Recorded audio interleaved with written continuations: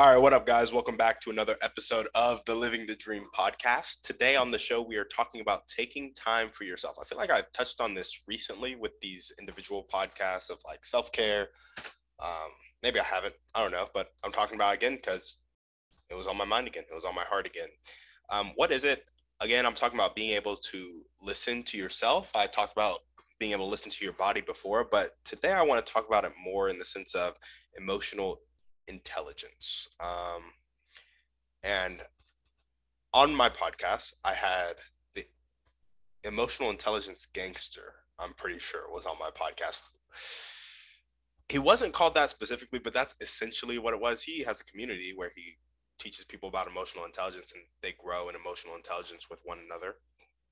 And I just thought it was really cool. He said emotional intelligence isn't just understanding other people's emotions, but it's also understanding my emotions, which only makes sense because it's not like others' emotional intelligence, it's emotional intelligence. So it's the ability to understand, interpret, and deal with all emotions. Just like if you have a lot of mathematical intelligence, you can understand and deal with a lot of mathematical problems, right? So when emotional problems come into play, whether it's your emotions, others' emotions, and how those relate, you are savvy with that type of interaction. And so I just thought that was a cool thing about emotional intelligence. And I need to work on the my own emotion part of things because once you figure that out and you get okay with you, it makes it a lot simpler to deal with other people's emotions, and you can understand that, oh, I was doing this because I was in a bad place with me. This person might be doing this because they're in a bad place with them, and that's okay because they're on their own journey right now, but I don't have to let that affect me.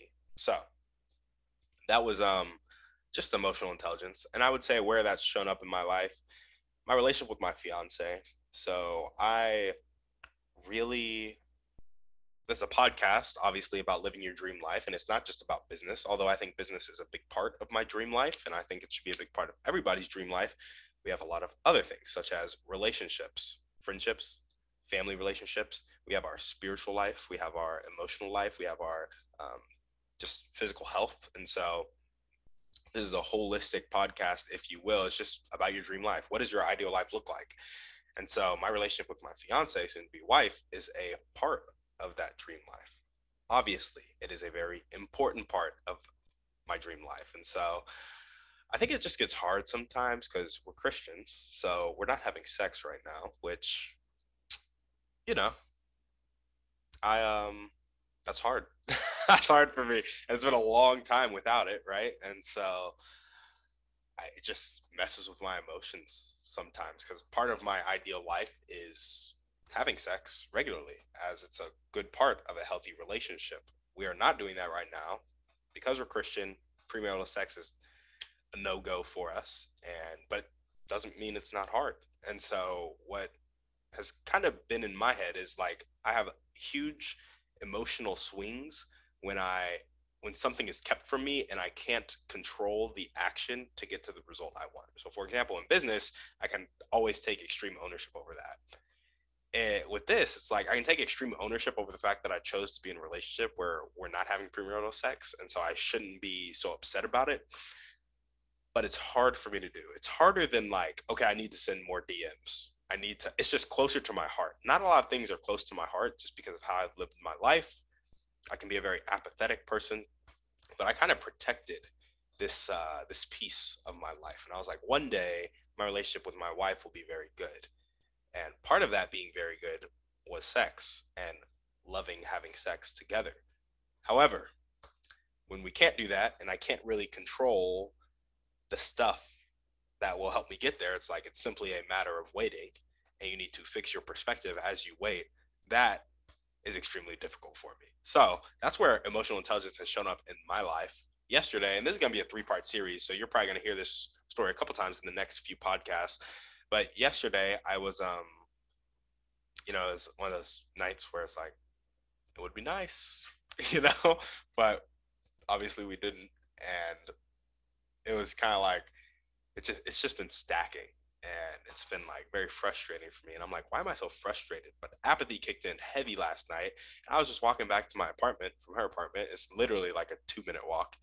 I was like, just what is life? Like, why am I, what's the point of any of this? I don't feel like waking up tomorrow. I don't feel like going to sleep tonight. I don't feel like existing right now. Like, that's literally what it came down to. Like, my emotions were so out of whack last night, um, which was just crazy. But the important part of this is being able to listen to yourself. Taking time for yourself is the message in this podcast. I just need to sleep and probably eat and just be with myself, like breathe for a little bit and realize that all these thoughts coming into my brain, one, they're not me. Like, you don't have to identify with all the thoughts that come into your brain. But two, it's like, yeah, your emotions are high right now because you probably got some hormones spiking in your body that, aren't ideal to be spiking in your body at that moment in time. And so it's like, yeah, man, it's just, it gets hard.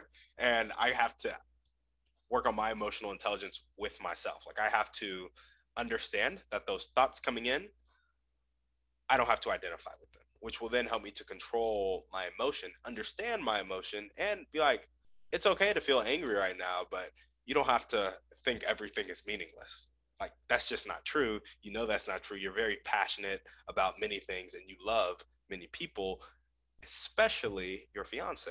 So don't let kind of temporary thoughts, temporary emotions ruin a permanent thing, right? And so that's kind of just what I had to work with yesterday. Like, I woke up today and I was just feeling mad. And I think we're going to talk a little bit more about that in the next couple of podcasts. But basically, take time for yourself, like breathing in my bed, repeating the word tranquility as I go to sleep, and saying, I'm so happy and grateful for these things. Like, that was me taking time for myself, taking my time on the walk back to my apartment. Like, I was walking very slow. That was just me allowing me to be with me. And so take time for yourself. That was really important for me.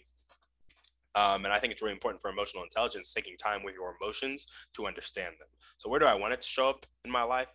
I want it to be an everyday thing. Like, I think emotions basically guide all of our decisions. Like, you never really make a logical decision, even though you think you're making a logical decision. Really, it's your emotions feeling good about you thinking that you make a logical decision. So, it allows you to make the decision. Um, so I want it to be an everyday thing, and I can do it in small ways where I just recognize my emotion, I recognize the other person's emotion, how I'm relating to that person, and I just take time to understand that we're humans and that negative emotion is a thing that happens, but it is not the end all be all. It is not the kind of guiding star, if you will. It's like negative emotion comes, it goes, but what do I want to build my life on? Not negative emotion, positive things, truth. I don't really think negative emotion is true, or I don't think the thoughts that generate negative emotion is true. So, for example, yesterday I had a bunch of negative emotion because I had a bunch of negative thoughts. I was like, so angry that I can't have sex. What is life? This is meaningless. Why do I want to wake up and go to work tomorrow? All of this crap.